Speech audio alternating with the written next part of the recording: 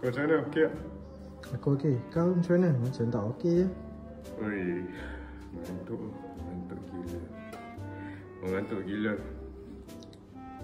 Memang nampak barai. Wah, aku tak boleh nak fokus buat kerja sangat lah. Tapi cuba just nak make sure tak ada error dalam kerja aku kan. Kau tidur pukul apa? Sekejap.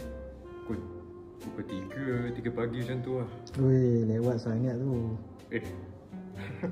Selalu okey je aku tidur 3 pagi. Kenapa selalu aku mengantuk lah?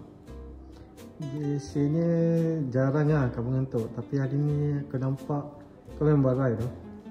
Oh, yelah travel kan, nampak kan. So aku guna masa untuk buat benda yang aku nak buat lah. Tak sangka pula tadi barai macam ni kan. Aduh. Itulah sebab kerja kita kan nak kena detail semua kan. So memang kena tidur cukup jugalah. Betul lah tu. Betul lah. Betul.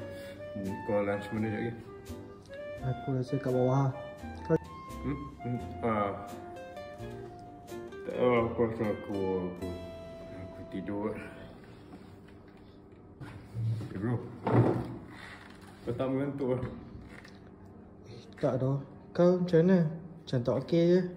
Mengantuk dah. Mengantuk gila. Aku tak tahu pasal apa. Weh, kau tidur kau apa dah? Dalam pukul 3 macam tu lah aku tidur semalam. Tak apa. Memang lewat dah.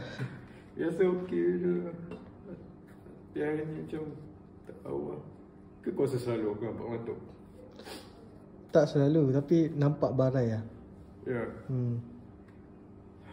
So, aku nak tidur awal lah. Better je. Tak fun nak ni, tak ada work life balance lah. Balik kerja aku buat apa? Malam je aku ada masa bro. Sebab biasa malam lah masa untuk kita berehat je. Okay lah bro, aku tidur lah. Nanti kejap.